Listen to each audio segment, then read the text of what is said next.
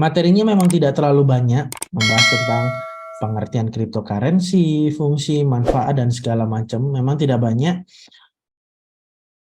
tapi saya coba sampaikan, ya, tentu saya sampaikan bahwasanya cryptocurrency ini eh, apa, tentang apa sih sebenarnya? Kok banyak orang pakai, ya, banyak orang yang anggap ini eh, apa bisa dijadikan investasi. Apakah benar, ya, kita berinvestasi di aset kripto ini sesuatu yang wajib atau hanya sekedar ngikutin tren? Atau memang eh, kita hanya sekedar coba, ya. Saya sendiri bukan orang yang sangat menggilai atau menyukai aset-aset yang sifatnya digital. Aset-aset yang memang saya tidak punya kepemilikan atau mungkin hak kepemilikan secara resmi, khususnya di negara kita. Ya, memang meskipun cryptocurrency ini masih simpang siur, tidak diakui, tapi dikenakan aspek perpajakan misalnya, ya, itu juga banyak beredar di masyarakat tentang informasi-informasi ini. Ya.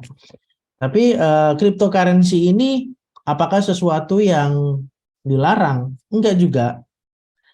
Nah, cryptocurrency ini bukan sesuatu yang dilarang dan bukan dianggap sesuatu yang ilegal, tapi memang belum diatur sehingga peredarannya di masyarakat ini eh, sangat terbatas. Nah, dari keterbatasan aset-aset kripto ini yang membuat nilainya itu naik, ya.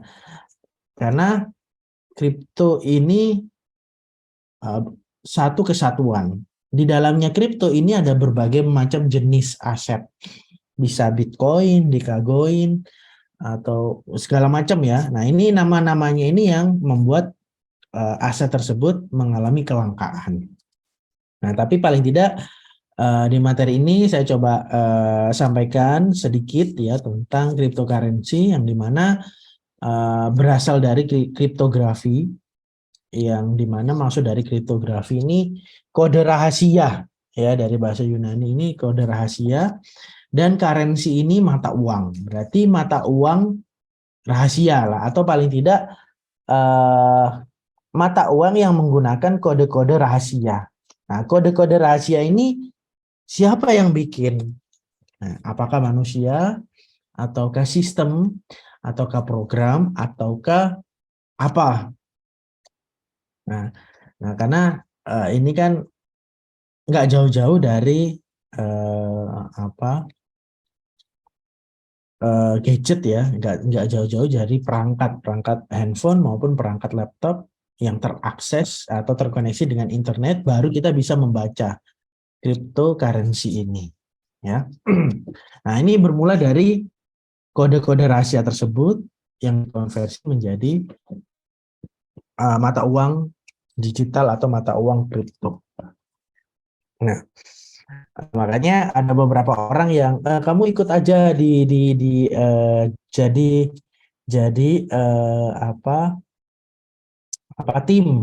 tim untuk main di cryptocurrency ini.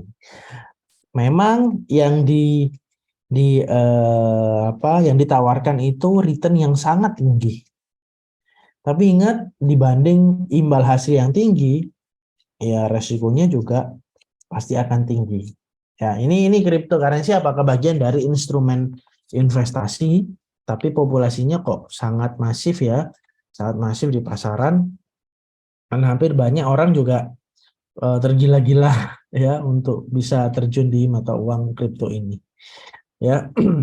Oke, mata uang kripto ini memang tidak ada bentuk fisiknya, itu yang sampai sekarang belum bisa diatur. Ya, jadi pastinya kan ada infrastruktur yang harus di-create, ya, oleh pemerintah, sehingga aset ini belum bisa dianggap sebagai sesuatu yang resmi jadi bagian negara kita, ya. Karena mata uang kripto ini pun hampir sama seperti sosial media yang diciptakan oleh manusia, ya melalui arti kode rahasia ini. Nah, kode rahasia ini yang dianggap sebagai sesuatu yang penting. Nah, kode rahasia ini juga bisa berubah-ubah.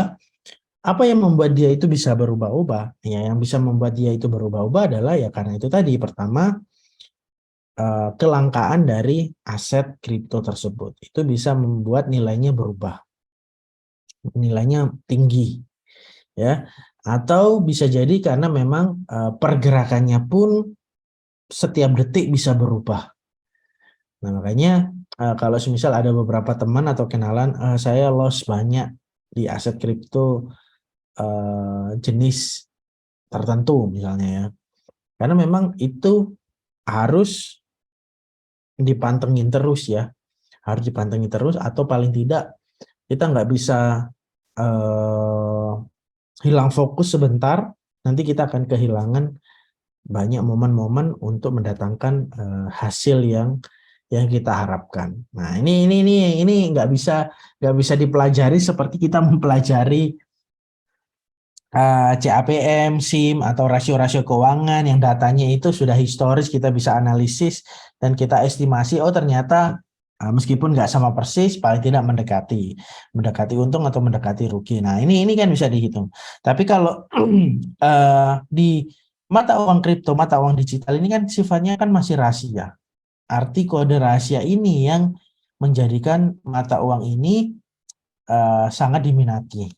Jadi nggak bisa si A sama si B, gurunya sama, outputnya juga pasti akan sama, tidak. Atau mungkin sama-sama menggunakan perangkat, sama-sama menggunakan agent. Agent ini bisa fasilitator. Fasilitator ini bisa perusahaan yang menggerakkan atau membantu kita untuk ikut terlibat dalam pasar uang kripto ini, ya. Nah, itu bisa menggunakan sistem robot ataupun mungkin sistem manual ya. Tapi umumnya yang sekarang dipakai itu sistem robot. Nah, orang-orang programmer yang bisa mempelajari algoritma ya, mereka cenderung mencoba untuk pasarkan. Pasarkan itu bukan aset kriptonya atau mata uang kriptonya, tapi programnya yang dianggap sebagai robot yang bekerja. Nah, ini programnya ini yang dianggap sebagai dia nih yang akan yang kita pekerjakan untuk mengelola aset kripto ini, ya. Apa yang membuat ini sesuatu yang menarik ya bagi orang si A, B, C, D, F, G, karena memang bukan si kriptonya yang menarik, yang membuat dia itu jadi banyak orang ingin terjun, tapi ya agent atau fasilitatornya ini yang pandai untuk mempromosikan. Bukan mempromosikan kripto, tapi mempromosikan ya program itu, aset itu, program itu atau software itu, supaya orang mau terjun di perusahaan ini, join ya dengan sistem ya sekarang multi level ya. Dari tangan ke A, B, C, D, F, G dipromosikan, ayo join ke sini, nanti kamu tak bawa, kamu tahu. Nah, ini kan sama. Bukan dari aset kriptonya ini yang menjadi nilai plus. Tapi karena semakin banyaknya orang yang terjun di kripto ini, ya dia akan gerakannya bisa lebih dinamis. Ya, untuk menambah orang yang bergerak di aset kripto ini ya dari itu tadi, ngajak orang si A, si B yang multi level marketing, MLM. Tapi untuk kepemilikan program yang terjun di aset kripto ini. Ya, ini yang penting harus dipahami. Ini yang penting harus dipahami, bukan tentang mata uang digitalnya, tapi fasilitatornya atau siapa nih yang mengajak kita untuk terjun di perusahaan ini. Menggunakan jasa programnya atau softwarenya yang bekerja untuk uang kripto ini. Kalau kita mau terjun di perusahaan sekuritas, ya kita mempercayakan aset kita ke manajer investasi, ya.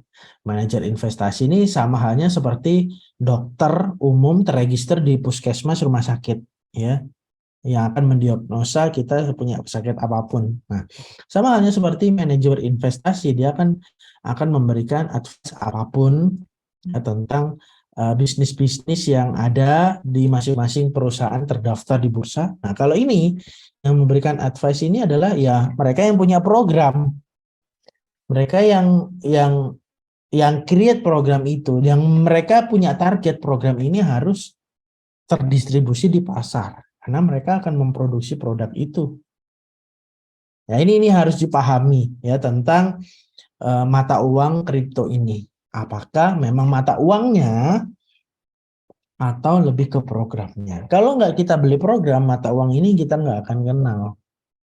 Nah, beda seperti investasi di perusahaan sekuritas, ya kita investasi berapa dikurangi admin dan segala macam, nah tetap dapat program. Kita bisa baca analisis laporan dan segala macam. Ataupun kita tidak terjun di sana, kita bisa menggunakan platform lainnya, Shopee, Tokopedia, ini kan sama. Ya. Hanya saja yang selalu didengung-dengungkan oleh perusahaan-perusahaan yang bergerak di bidang mata uang digital ini, fasilitator ataupun agent ini, mereka selalu mendengungkan bahwasanya profit itu sampai berkali-kali lipat. Jadi secara orang yang pernah belajar tentang pasar modal, wow, saya mau ya kalau punya 10.000, 100.000, 200.000. Saya mau untuk terjun di sini. Tapi mau nggak dengan resiko yang akan diambil? Mungkin bukan karena kriptonya yang nakal, tapi perusahaannya ini yang nakal. Mau nggak? Yang punya program software. Oh, loss. Oh, hilang. Oh, mengalami kerugian. Oh, harus top up lagi. Nah, ini ya, karena memang kita nggak punya bukti kepemilikan secara fisik. Semuanya virtual. Hanya di dalam suatu software. Baik itu di handphone maupun di laptop. Ya. Nah, mungkin orang-orang tertentu yang mereka pintar, oh iya saya invest 100 juta, langsung untung 300-400 juta, langsung diambil semuanya. Udah stop, saya nggak mau deg-degan lagi untuk main di dunia cryptocurrency ini. Nah, orang yang tahu secara psikologis, mereka akan menahan diri. Lalu bagaimana orang-orang yang nggak bisa menahan diri? Oh iya ya, dapat masukan dari si A, B, C, D, F, G, oh ya saya top up sedikit deh, oh top up sedikit deh. Kalau itu uang dingin, uang kita yang nggak kepake, itu nggak masalah. Tapi kalau itu uang yang dipercayakan ke kita sebagai kita kasir di perusahaan, ya secara psikologis kita akan terganggu. Oh iya ya, saya ngambil sedikit deh, besok tak kembalikan. Oh saya ngambil sedikit deh, besok tak kembalikan. Atau saya pinjem, nanti kalau return saya kembalikan. Nah ini kan sesuatu yang nggak dibenarkan dimanapun ya. Nah, ini penting teman-teman untuk mendapat pemahaman tentang kenapa kita harus belajar cryptocurrency ini. Ya, semuanya itu berbasis digital, jadi tidak ada fisiknya. Fisiknya itu bisa dibilang nggak ada. Software atau program itu menurut saya bukan fisik, itu digital ya. Fisik ya adalah laptop, handphone itu fisik. Itu punya kita, nggak dikasih sama perusahaan fasilitator itu. Ya, ini yang perlu dipahami ya. Kalaupun mau mempelajari cryptocurrency secara dalam, spesifik, nggak apa-apa dipelajari. Tapi ingat, kita harus punya batasan diri untuk terjun secara dalam di dalamnya. Karena mau mengkonversi uang rupiahnya kita ke uang kripto itu juga ada biaya. Ya, jadi nggak pakai uang rupiah, nggak ada. Namanya kurs mata uangnya itu ya kripto, kurs mata uangnya itu ya kripto. Bukan rupiah, dolar atau apa bukan, ya kripto mata uangnya, kurs mata uangnya. Jadi ya mau transaksi dimanapun ibaratnya yang menggunakan ya ini mata uang kripto ini. Makanya ketika pendiri Tesla, Elon Musk itu waktu boleh membeli barang saya atau apapun dengan aset digital kalian, apapun namanya Bitcoin, Dogecoin, yang penting mata uang kripto, saya langsung diskon, saya langsung ini, karena saya juga punya kripto. Nah itu kan meningkatkan ketertarikan orang untuk mencari software atau program. Siapa nih yang punya program yang bisa mengakali algoritma si kripto ini. Nah, mereka ya maju sendiri-sendiri. Muncul ke permukaan dari PTA, PTB, PTC, atau perusahaan internasional manapun mereka keluar. Nah, saking mereka memiliki pandangan untuk mencari keuntungan di sana. Spekulan ibaratnya, ya. Ini definisi tentang mata uang kripto. Nah, di sini saya tidak menjelaskan secara detail tentang menghitungnya bagaimana dan segala macam, enggak. Nah, itu semuanya itu sistem software. Ya. Ini saya coba singgung tentang basicnya kripto itu apa dan apakah benar itu bisa dijadikan investasi, ya, ataukah itu benar bisa membelikan barang atau jasa? Apakah itu benar kita bisa melakukan pertambangan dari aset kripto tersebut, mining, ya. Nah, ini yang bisa menjawab adalah ya kita sendiri, karena memang tidak ada teori atau tidak ada penelitian secara spesifik, secara edukasi ya, akademis tentang cryptocurrency yang benar-benar bisa diterima oleh banyak orang.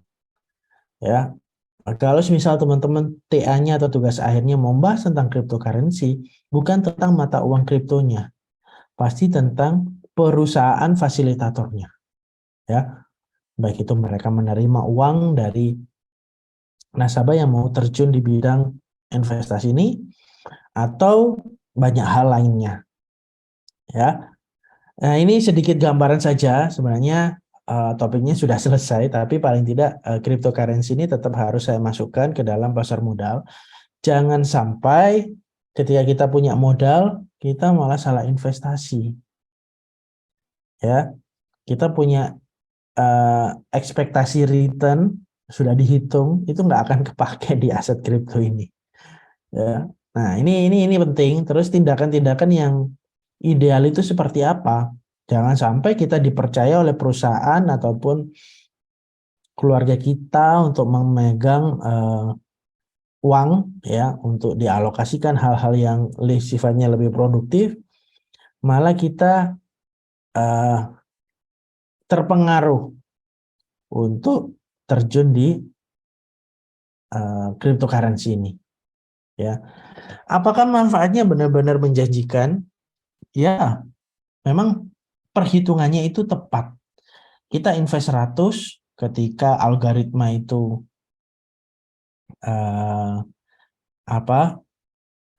benar sesuai perhitungannya, itu ya ketika kita terimanya memang akan sebesar itu, ya. Saya sempat beberapa kali coba masuk di beberapa software yang berbeda dari PTA, PTB, PTC dalam negeri maupun luar negeri. Saya coba masuk ke beberapa software dan saya ikutin tren dari laporannya, itu sebenarnya sama seperti laporan-laporan punyanya iPod lah, Miles Kualitas. Bedanya adalah dari alatnya.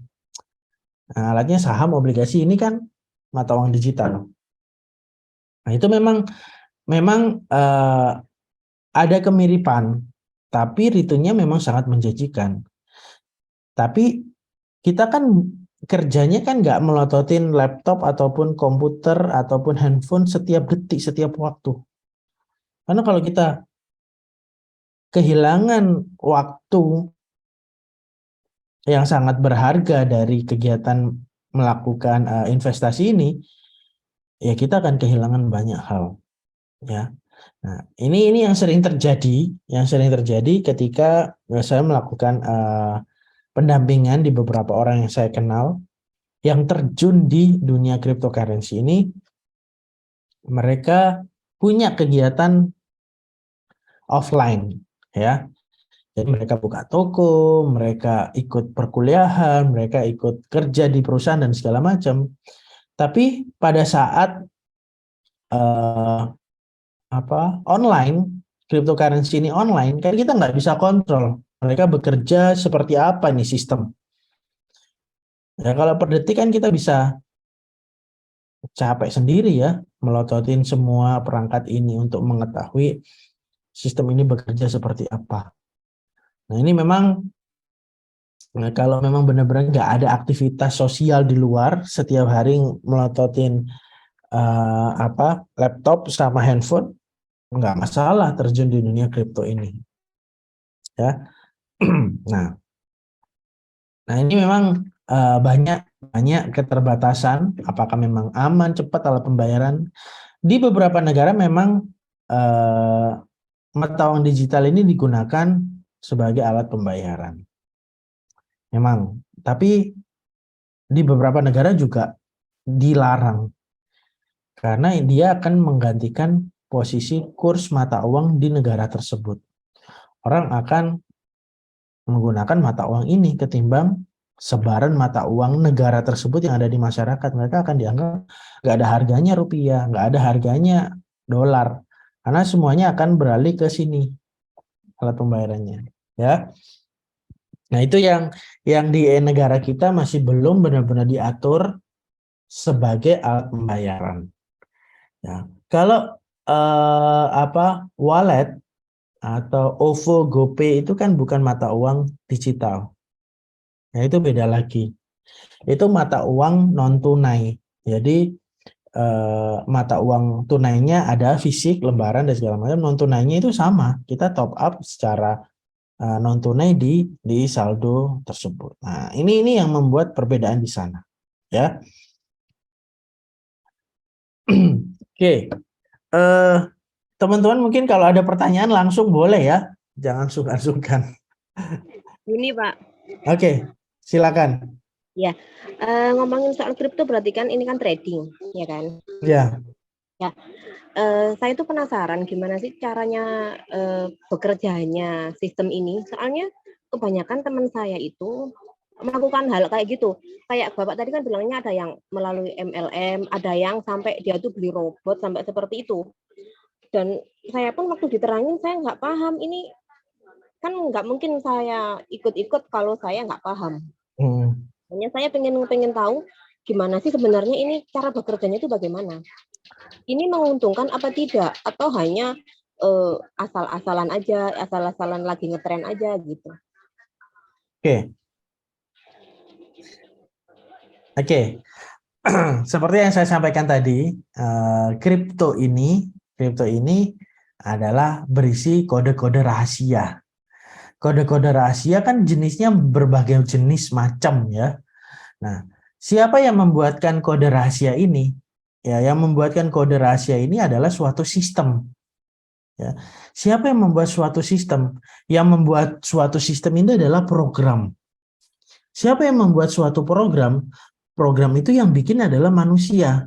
Teman-teman lulusan ITS atau jurusan teknik informatika dan segala macam, mereka bikin program yang bisa masuk ke suatu sistem mata uang digital ini yang berisi blockchain, ya, atau catatan-catatan atau istilahnya berisi kode-kode rahasia di dalam suatu kantong. Ya, kalau kita asumsikan suatu kantong itu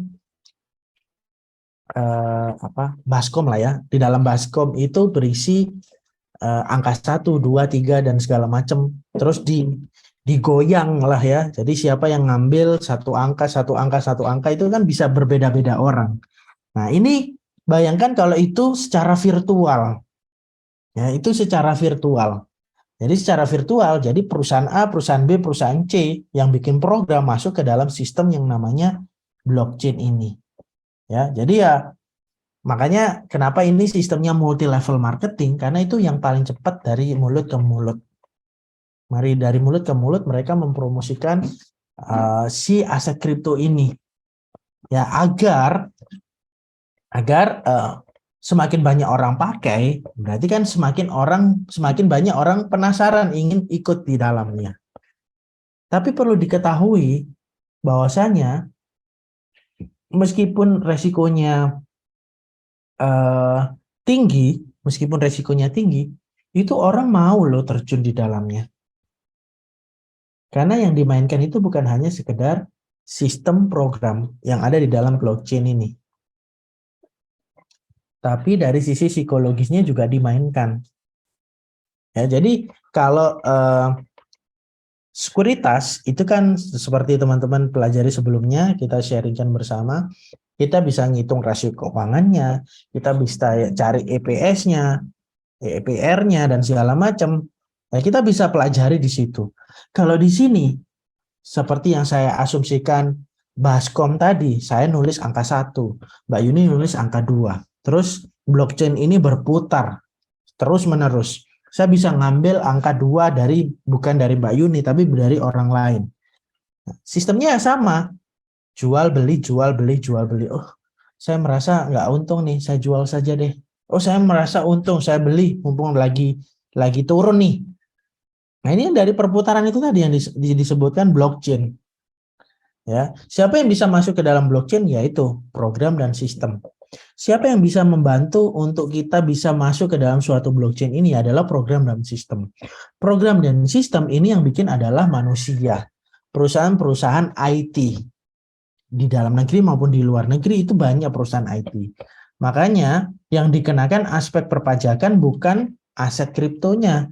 Tapi ya perusahaan-perusahaan ini yang membuat sistem dari cryptocurrency ini. Ya, jadi analoginya sederhananya seperti itu. Makanya paling cepat ya mengajak orang dengan bahasa marketing yang paling mudah diterima. Ayo investasi, ini untung, ini untung, ini untung. Jadi kalau misal banyak orang yang mempromosikan ini, oh saya untung nih sampai ratusan juta, puluhan juta, dibikin story dan segala macam. Mereka kan nggak bikin story kalau uangnya habis di dalam blockchain ini. Nggak ada kan? Nggak ada. Kalau obligasi, kenapa mereka nggak bikin story? Saya beli obligasi SBN, saya beli 10 juta, 5 tahun bisa dicairkan, plus bunganya. Mereka nggak bikin story itu. Ya, kalau mereka bikin story, pasti akan disatroni. Oh iya, disatroni rumahnya. Aset fisiknya mungkin akan diambil. Nah, orang-orang yang benar-benar memiliki pikiran sempit ya. Tapi kalau aset cryptocurrency, nggak ada. Nggak ada yang mau mencuri. Karena memang serumit itu yang ada di dalam blockchain. Jadi kalau semisal, oh di PT A, PT B, perusahaan IT A, perusahaan IT B, strateginya kayak gini, rumus-rumusnya kayak gini. Itu rumus yang mereka pelajari. Ya, realisasinya belum tentu mereka tepat. Beruntung kalau tepat ya mereka ada return yang tinggi. Nah, kalau semisal orang-orang yang suka resiko tinggi, oh ya sudah saya invest 100. Ya, untung-untungan return 100 juga. Langsung saya tarik semua. Misal ya. Nah, itu kan nggak semudah itu. Ya, perusahaan IT juga akan mengalami kerugian. Wah, kok ditarik? Ya, pasti banyak kosakata atau kalimat yang coba pelajari lagi. Mana tahu nanti bisa return yang lebih tinggi. Yang dimainkan kan dari sisi psikologisnya kita. Oh iya ya, harusnya saya itu tambahkan ini. Karena ini detiknya ini, jamnya ini, pasarannya ini misalnya. Ya, nah ini hal-hal yang akan mempengaruhi dari sisi psikologisnya kita. Nah, jadi sistem atau program itu bisa masuk ke dalam suatu blockchain, di dalam suatu, ya kalau saya asumsikan ini seperti Baskom, di dalam Baskom ini berisi kode-kode, siapapun yang menulis semuanya ada di dalam. Nah, ibaratnya ya kode-kode ini memiliki nilai, yaitu mata uang digital itu. Ya, sekarang sudah nggak terlalu populer lagi. Nah, mungkin di semester yang akan datang atau mungkin tahun yang akan datang, mungkin saya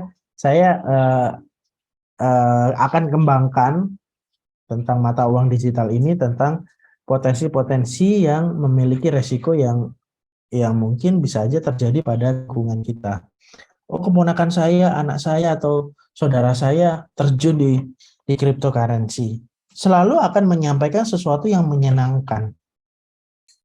Karena mengajak orang itu juga mereka ada return.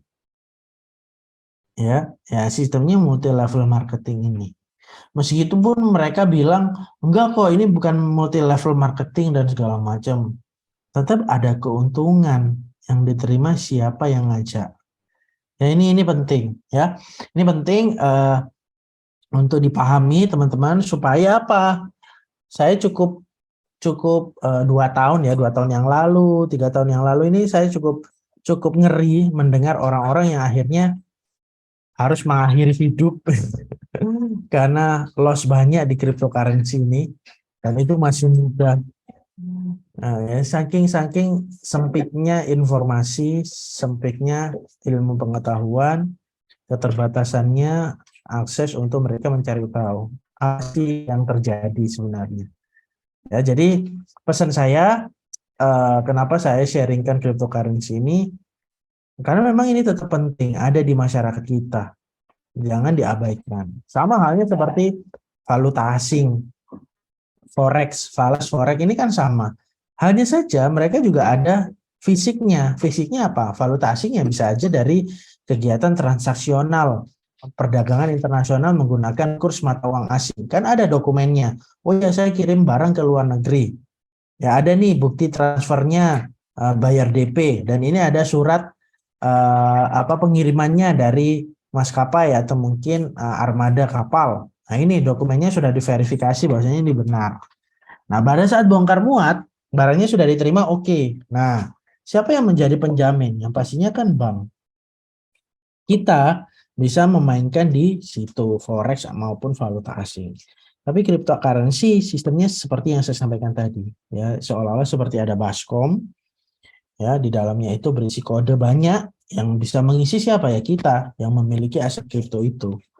Yang kodenya itu bisa berbentuk dari mata uang digital itu. Oke, ada tambahan? Silakan. Saya tidak terlalu banyak sebenarnya membahas aset-aset kripto ini. Uh, tapi yang paling penting juga bukan hanya sekedar aset-aset kripto ya teman-teman. Ya, di sekitar kita mungkin banyak orang yang ya mungkin pernah ngikutin kasusnya Yusuf Mansur ya, atau mungkin First Travel ya. Nah, Iya, mungkin ya teman-teman mungkin pernah ngikutin hal seperti itu.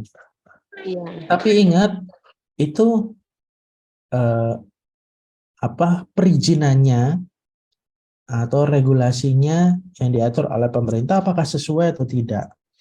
Karena sistem untuk mendatangkan untuk menarik pelanggan atau untuk menarik orang yang mau terjun di sana itu sistemnya juga sama seperti multi level marketing. Bedanya ini bukan menggunakan aset digital. Bedanya itu bisa menggunakan sesuatu yang tidak tampak ya menurut saya. Sesuatu yang tidak tampak ya bisa oh ya nanti ibaratnya sodakoh lah ya. Sodako bersama atau mungkin investasi akhirat bersama. Nah ini kan memang sesuatu yang tidak tampak. Apakah itu tidak diyakini? Ya kita sebagai orang beragama meyakini itu. Tapi kalau berhubungan dengan pengumpulan uang dari masyarakat, itu yang bisa dilakukan oleh perbankan. Ataupun non perbankan ya bisa koperasi. Kan yang mengumpulkan uang dari masyarakat kan mereka. Lalu kenapa kayak si Pak Yusuf Mansur itu mengumpulkan uang dari masyarakat dengan sistem ya jual aplikasi, token dan segala macam. Yang jadinya multi level marketing itu juga perlu dihati-hati. Yaitu terus kasusnya seperti First Travel ya. First Travel nabung aja dulu terus umroh 5 tahun yang akan datang. Ya konsepnya nabung itu kan sama mengumpulkan uang. Kenapa kok nggak nabungnya langsung aja ke bank menggunakan ONH ataupun industri-industri perbankan lainnya yang memang ada fasilitas. Nah, ini banyak yang sering terjadi, ya. Ya, atau mungkin kita ibadah aja dulu ke tanah suci, bayarnya bisa diangsur. Apakah konsepnya seperti itu orang yang beribadah? Nah, ini penting loh teman-teman. Kita harus kasih pemahaman di orang-orang yang terdekat dengan kita. Kalau memang bisa menabung di bank ya nabung di bank, itu jauh lebih aman. Kalau takut bank hilang dan segala macam, kan kita negara hukum, kita bisa kejar sampai ke pengadilan dan segala macam. ya. Atau mungkin ya kita nabung aja di rumah, ya jangan sampai dimakan rayap itu aja lah uangnya. Kan juga resiko kan. Nah, ini yang banyak terjadi di sekitar kita. Ya apa yang membuat itu semuanya terjadi? Ya keterbatasan, baik itu mengakses informasi, membuka diri untuk bertanya ke orang yang mungkin lebih paham, atau mungkin ya memang mereka saking trustnya sama orang yang ngajak, ya sudah saya ikut aja deh, 1 2 3 4 5, udah satu paket 2 paket. Nah itu tugasnya kita orang yang berada di universitas, belajar di perguruan tinggi untuk mendapat akses informasi yang seperti ini. Ya bukan saya yang paling memahami, mengetahui, enggak. Kan saya juga sama-sama belajar.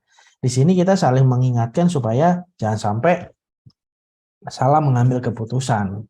Ya kalau di pasar modal kita pelajari dari fundamental maupun teknikalnya kan kita pelajari. Nah, ini cryptocurrency, apa istilahnya, aplikasi-aplikasi yang tiketing lah segala macam bayar listrik dan segala macam itu, atau mungkin travel, tour and travel yang sistemnya bermacam-macam, itu juga harus hati-hati. Ingat, yang bisa mengumpulkan dana dari masyarakat itu adalah bank dan non-bank. Dah tuh.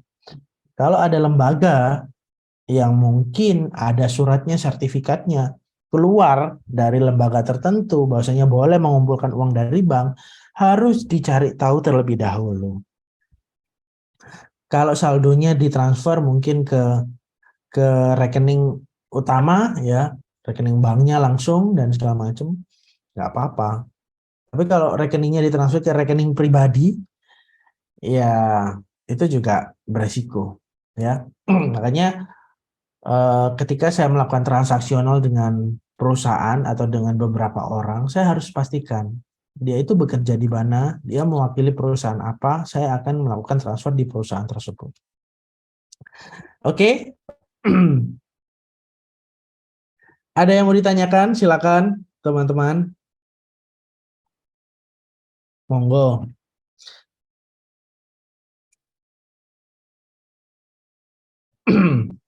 Oke. Banyak berita tentang aset-aset kripto ini yang bermacam-macam ya, di pasaran atau di lapangan dan segala macamnya, yang menyebutkan bahwasanya menjanjikan investasi atau mungkin bisa melakukan transaksi dengan real time tanpa harus menggunakan kartu kredit, transfer dan bank segala macam pihak ketiga, banyak. Atau mungkin sistem keamanannya di blok cryptocurrency ini sangat private sekali dan nggak bisa dijual ke publik dan segala macam. Ini juga masih mengalami kesimpang siuran. Karena apa? Karena kan itu bagian dari program. Ya kan, itu bagian dari program. Jangankan itu, nomor induk kependudukan kita itu sudah bisa diakses oleh berbagai jenis institusi. Jadi kalau kita buka rekening bank, terus kita tiba-tiba dapat uang 50 juta, orang pajak pun juga sudah bisa cek. Ya, orang bank pun kalau semisal, oh saya mau buka usaha, penghasilan saya sekian banyak, sekian banyak, sekian banyak. Orang bank pun juga sudah tahu, bisa ngecek berapa banyak sih yang disetorkan negara pajaknya. Kalau pajaknya disetorkan ke negara, pasti kan kelihatan bahwasanya pendapatan setiap bulannya dari usaha tersebut besarannya berapa. Ya, ya itu yang kenapa sampai sekarang aset kripto itu tidak bisa dianggap sebagai mata uang di negara kita. Karena memang kita nggak bisa kontrol. Sebagai pemerintah, mau kontrol bagaimana? Orang yang mungkin punya uang banyak tapi nggak dimasukkan ke bank, tapi dimasukkan ke aset kripto, wow, nggak bisa dikontrol. Makanya kalau eh, orang-orang yang menerima suap itu nggak akan melalui rekening. Mereka pasti akan terbaca oleh pemerintah baik ke bank maupun perpajakan pasti akan terbaca. Mereka pasti akan simpan di brankasnya di rumah berbentuk fisik, ya baik itu logam, baik itu uang fisik, semuanya akan simpan karena memang mereka akan kontrol itu. Nah, tapi kalau di cryptocurrency tidak ada yang bisa akses karena ya kembali lagi di sini, saking banyaknya orang naruh di suatu baskom, wah ini rumit sekali. Ya, kode-kode rahasia dimasukkan ke dalam baskom ini rumit sekali. Kode rahasia itu seolah-olah itu sebagai uang ya yang dimasukkan dikonversi di situ. Nggak bisa terbaca ya. Nah, ini yang perlu dipahami kenapa banyak keterbatasan ketika kita mau memahami atau mempelajari cryptocurrency ini. Ya, memang sudah nggak begitu beritanya sudah nggak begitu menarik lagi. Orang nggak begitu begitu mudah untuk diajak terjun di sini, ya. Tapi di pertemanan saya itu sampai sekarang pun mereka berusaha mengajak saya. Padahal mereka tahu kalau saya itu ngajar mata kuliah ini. Tapi ya namanya juga, ya ibaratnya kalau pasangan-pasangan muda yang kekinian itu bucin ya. Mereka udah bucin sama cryptocurrency. Mau dibilang jelek, beresiko, tetap aja mereka di situ. Selama mereka aset fisiknya ada, ya mereka akan terjun di dunia itu. Tapi kalau semua harta bendanya sudah habis, mereka akan berhenti. Dan rata-rata teman-teman saya itu mereka punya usaha. Jadi bisnismen yang punya usaha fisik, apapun, entah itu distributor sepeda, pabrik kulit dan segala macam tas. Karena mereka punya dana fisik, punya bisnis yang mereka akan ambil dananya untuk kegiatan ini. Nah, kalau seperti kita dipercaya oleh pimpinan untuk handle keuangan, terus kita ambil, ya sudah, pilihannya paling masuk penjara. Berapa tahun? 4 tahun, 3 tahun, 4 tahun, 5 tahun sudah keluar. Kan resikonya memang tidak besar kalau sudah masuk penjara. Kita nggak diminta untuk kembaliin. Tapi kalau pebisnis itu resikonya juga bisa hancur bisnisnya. Ya. Nah, ini gambaran tentang eh, mata uang digital. Ya, mungkin yang familiar ini Bitcoin. Ya, Bitcoin ini familiar sekali. Dogecoin ini familiar sekali. Tapi kalau di Indonesia, Father, Bitcoin Cash, Litecoin ini nggak terlalu familiar. Nah, Luna, nah itu masuk jenis apa? Masuk jenis Bitcoin yang namanya Luna. Di dalam Bitcoin ini banyak jenisnya. Salah satunya Luna dan segala macam. Itu hanya penamaan saja, ya. Nah, tapi ya sistem kerjanya ya sama, seperti itu, ya. Breves ikut apa, Pak? Kenapa? Yang breves ikut apa, Pak? Bitcoin juga kalau nggak salah itu. Saya nggak Bitcoin ngikuti. Saya ngikuti yang Luna karena memang populer sekali ya, populer sekali. Orang itu peminatnya banyak yang muda-muda memang. Iya, Pak. Ya.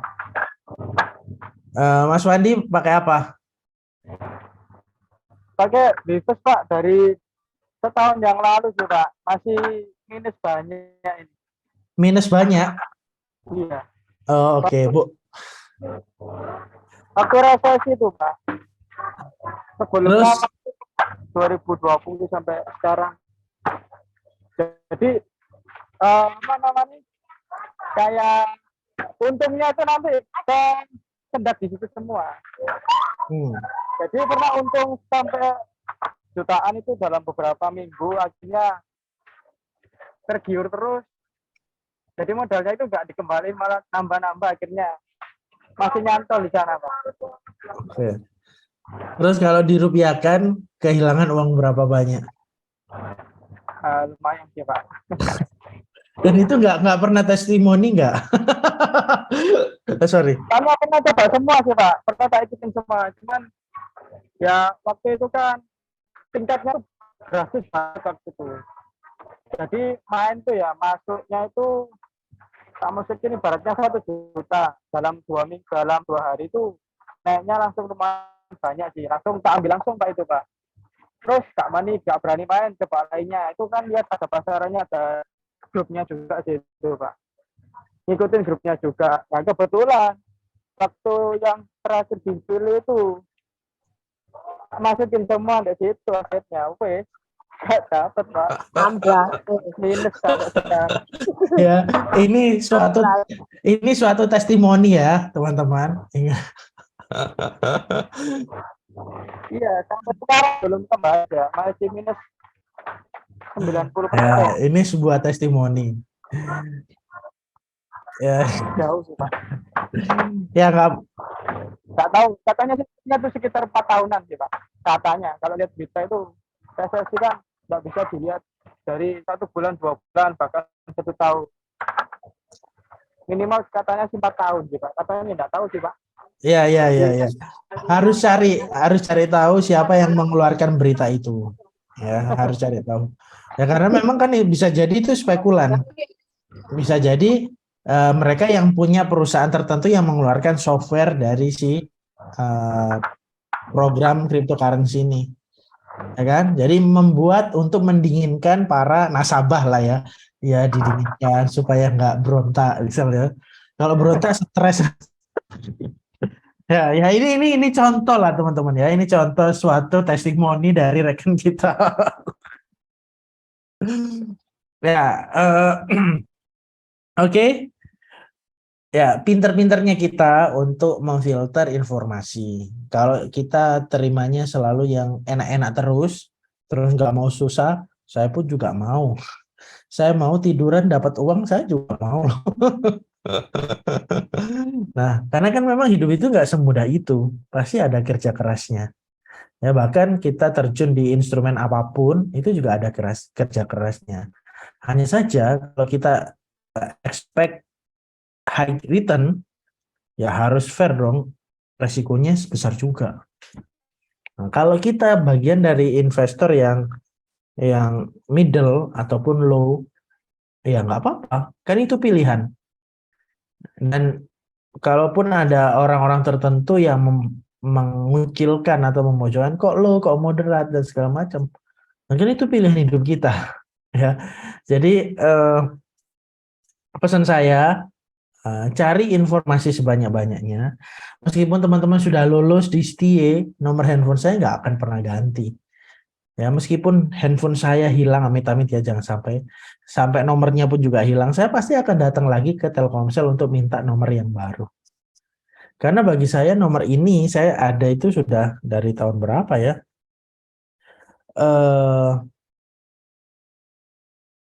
2000-an saya sudah pakai nomor ini. Jadi 10 tahun lebih. 20 tahun kali ya.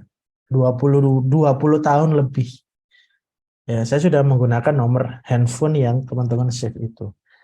Jadi kalaupun nanti sudah lulus, sudah bekerja perusahaan berbagai jenis, terus teman-teman mau sharing apapun, boleh tanya ke saya. Ya, memang saya bukan kamus yang semuanya ada informasinya di situ. Tapi sadar atau tidak sadar, sebenarnya jawabannya itu sudah ada di diri kita. Hanya saja kita butuh peneguhan, butuh keyakinan, kita sharing ke orang lain.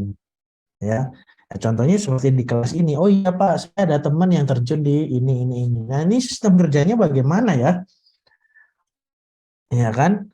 Nah itu kan bentuk sharing, bentuk mencari akses informasi yang lebih luas lagi.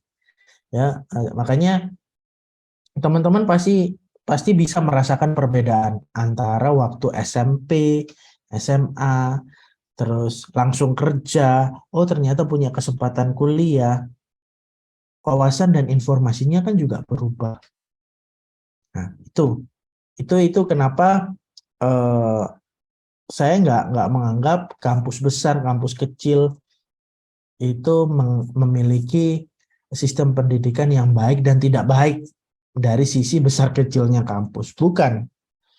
Baik tidak baik itu bukan dari kampusnya, tapi dari diri kitanya. Kita mau mengakses informasi, mencari informasi, mencari sumber informasi dari berbagai jenis, yaitu tergantung kita. Ya, jadi pesan saya banyak-banyaklah cari informasi yang memang benar-benar akan mendukung kita untuk keberhasilan kita. Ya, apapun itu, apapun. Ya, meskipun background saya accounting, tapi saya suka di bisnis, di pemasaran, di kuliner, sesuatu yang berhubungan sama orang, ya, berhubungan sama orang banyak, karakter orang, itu sesuatu yang membuat saya banyak informasi, banyak belajar. Nah, makanya pesan saya teman-teman, jangan sungkan-sungkan, meskipun nanti kuliahnya sudah selesai, teman-teman sudah lulus, mau sharing sama saya nggak masalah. Ya, oke, kira-kira itu. Ada tambahan? Monggo silakan. Boleh bertanya, Pak? Monggo silakan.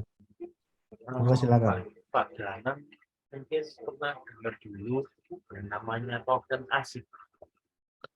Apa? Token ASIC yang punyanya siapa? Anak Asranti. Oh iya, pernah Ya. dengar. Benar. Itu termasuk Bitcoin, Pak. Oh bukan, beda itu. Bukan Bitcoin. Oh, apa termasuk juga cryptocurrency? Bukan, itu bukan cryptocurrency, bukan cryptocurrency itu kan internasional ya, seluruh dunia bisa akses. Nah, jadi dan yang menjalankannya itu semuanya bisa terlibat di dalamnya. Tapi kalau ASIC token ini, saya ini boleh asumsikan seperti apa? Ponzi, apa sih? Kayak sistemnya Indra Kents. Iya, Indra Kents, sistem Ponzi, Indra Kents, jadi sistemnya kayak gitu.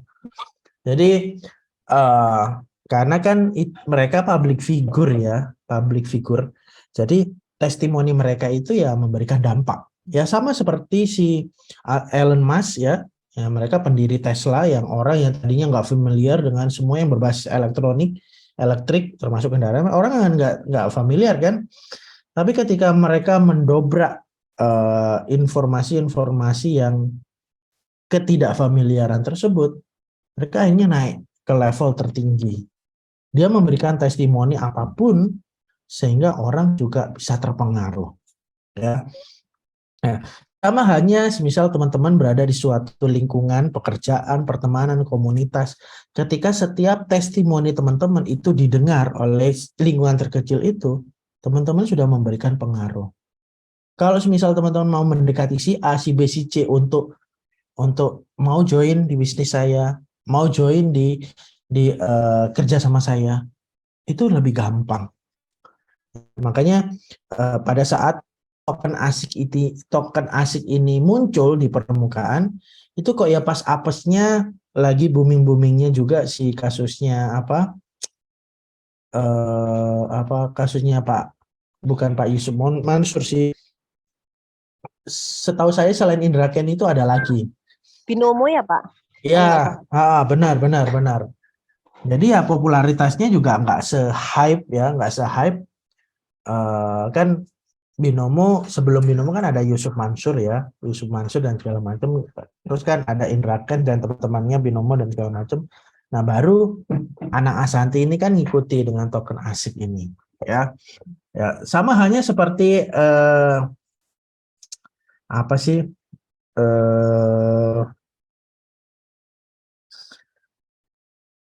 saya lupa namanya. Padahal itu cuma gambar ya, tapi memiliki nilai yang fantastis. NFT. NFT. Karena memang budayanya Indonesia itu suka latah, jadi orang ikut-ikutan. Ya, yang pernah saya pahami atau saya pelajari tentang token ASIC ini memang nggak lolos Bapepti karena memang itu bukan bagian dari cryptocurrency atau mungkin bukan aset-aset yang diperdagangkan di bursa berjangka umum. Bisa termasuk perusahaan-perusahaan pialang berjangka ataupun perusahaan sekuritas. Nah ini nggak lolos Bapti. Nanti teman mungkin boleh akses ya beritanya. Waktu itu saya sempat baca tentang token si ASIC ini. Tapi apakah sekarang perkembangannya bagaimana? Saya nggak ngikutin. Cuman saya ngikutin awal-awal aja sih. Terus saya nggak ngikutin berikutnya bagaimana enggak.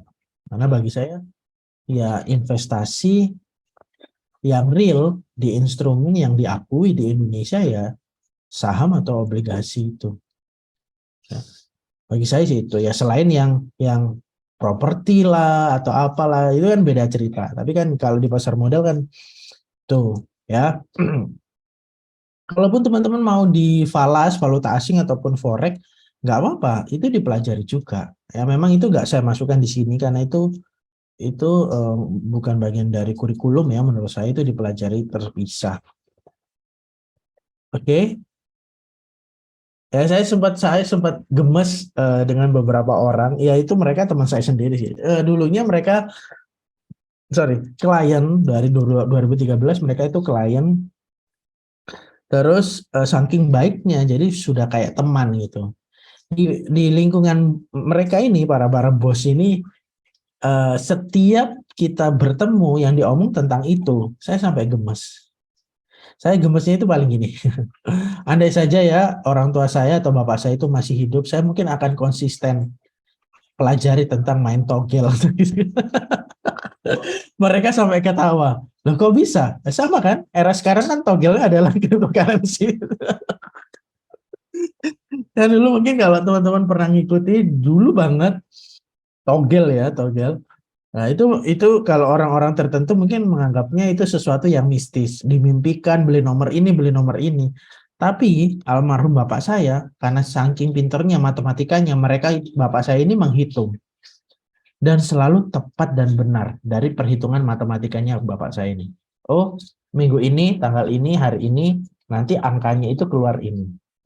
Meskipun tidak ada yang membeli angka bapak saya, waktu itu bapak saya tanya, hari ini keluar nomor berapa? Keluar nomor ini. Oh, berarti ada perhitungan yang meleset.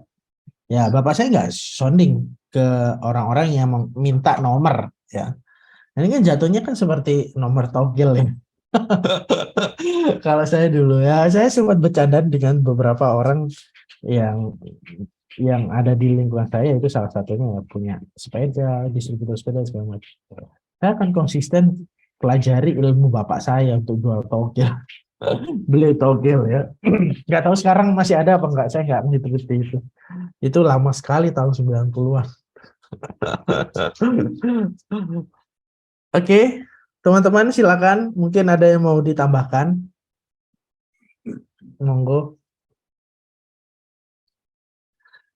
Di ujian akhir semester materi ini nggak saya masukkan, tapi yang saya masukkan itu lebih banyak SIM, CAPM, terus instrumen-instrumen investasi di pasar modal, saham, obligasi, itu saya masukkan. Nah, cryptocurrency ini tambahan, ya. Monggo silakan teman-teman. Selain Mas Avandi, mungkin ada testimoni jemaat kripto.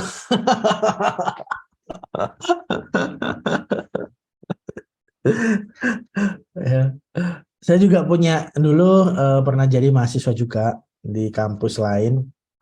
Terus saya coba dia untuk join di tempat saya bekerja jadi anak magang. Terus setahun 2 tahun dia punya pekerjaan bagus di tempat saya. Jadi dia berkinerja bagus di tempat kerja saya. Di tahun ketiga dia itu merasa jenuh. Masih muda sekali, sekarang mungkin usianya 27 ya, 27, 26. 27, 26 antara segitu. Ya, terus dia itu sempat, kok saya merasa harus belajar sesuatu di tempat lain. Jadi singkat cerita dia akhirnya keluar. Ya, saya izinkan, kamu harus keluar dari perusahaan ini, kamu harus siapin uang selama 1 tahun. Untuk apa? Karena mungkin kamu nggak ketemu pekerjaan yang cocok dengan kamu, tapi kamu masih bisa hidup dari uang selama 1 tahun itu. Ya, asumsikan kamu sehari makan berapa kali, untuk kebutuhan setiap bulannya berapa, ya asumsikan. Nah, singkat cerita akhirnya dia ketemu dengan partner yang tepat untuk membuat suatu produk. Mungkin kalau teman-teman yang sering berhubungan dengan industri kosmetik, mungkin pernah tahu ini. Ya. Ya, jadi si Jeffrey ini ketemu dengan partner yang tepat, datang ke perusahaan maklun. Datang ke perusahaan maklun untuk saya pesan parfum no branding dengan taste tertentu seperti ini. Ada nggak? Oh, ada 2 jenis. Waktu itu apa yourself ya kalau nggak salah, sama feeling good. Jadi dia kalau mau pesan di perusahaan maklun harus 1000 pieces. Itu sudah termasuk botol sama kemasan. Penamaan brandingnya itu tergantung yang punya perusahaan. Nah, di usia mudanya dia, perusahaan yang dia pimpin hanya 3 orang ini, dia sudah MM-an omsetnya. Dan di sana di satu sisi yang membuat saya bangga adalah saya itu mendukung dia untuk keluar dari perusahaan tersebut. Oke, keluarlah. Terus temukan passion kamu di bidang apa. Sampai saya itu bantu carikan pindahan kosan, cari kontrakan untuk bikin office-nya ini yang termasuk dia tinggal di dalamnya. Dan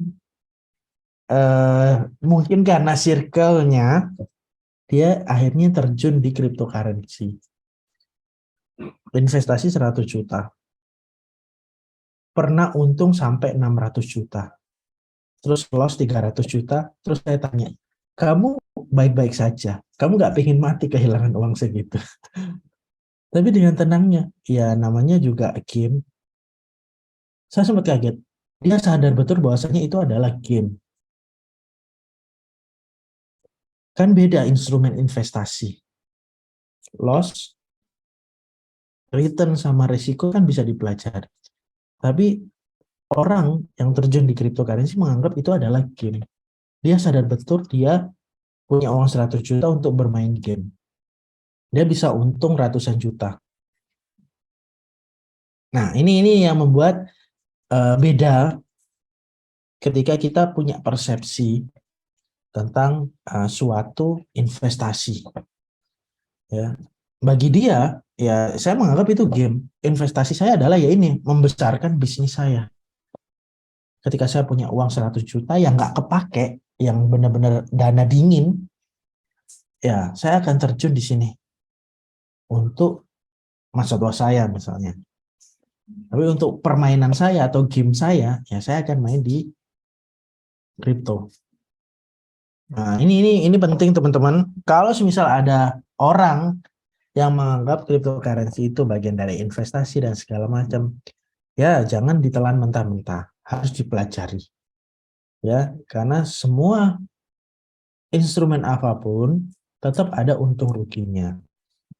Kembali lagi, untung ruginya itu kita sebagai investor seperti apa.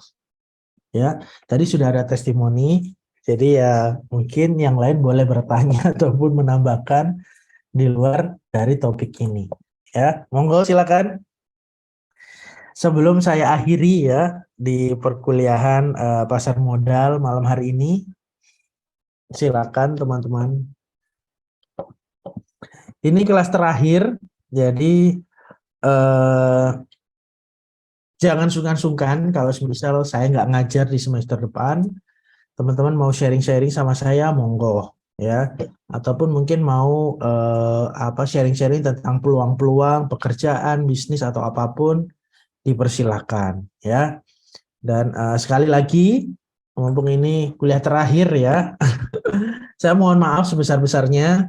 Jadi mungkin selama 1 semester ini saya ada salah atau perilaku yang membuat nggak nyaman selama saya mengajar, saya mohon maaf ya. Tetap terkoneksi, jadi kita bisa diskusi apapun di nomor handphone saya yang puluhan tahun nggak pernah ganti, nomor yang itu. Jangan sungkan-sungkan ya. Oke, silakan mungkin teman-teman, monggo silakan Mas Yusuf, Mbak Yuni. Monggo silakan. Kalau nggak ada, mungkin saya akan akhiri. Jadi materi UAS-nya itu selain cryptocurrency ya. Jadi semuanya saya masukkan, cryptocurrency itu hanya tambahan saja. Jadi kalau misal teman-teman ingin belajar lebih lanjut tentang industri pasar modal ini, nggak apa-apa, di lain kesempatan kita bisa sharing. Ya, kira-kira itu dari saya. Kalau nggak ada pertanyaan, saya akan akhiri untuk perkuliahan malam hari ini. Terima kasih teman-teman. Selamat malam. Wassalamualaikum warahmatullahi wabarakatuh. Terima kasih Selamat malam semuanya. Pak Danang. Makasih untuk Terima kasih. materinya. Selamat malam, Mbak. Kasih, Pak.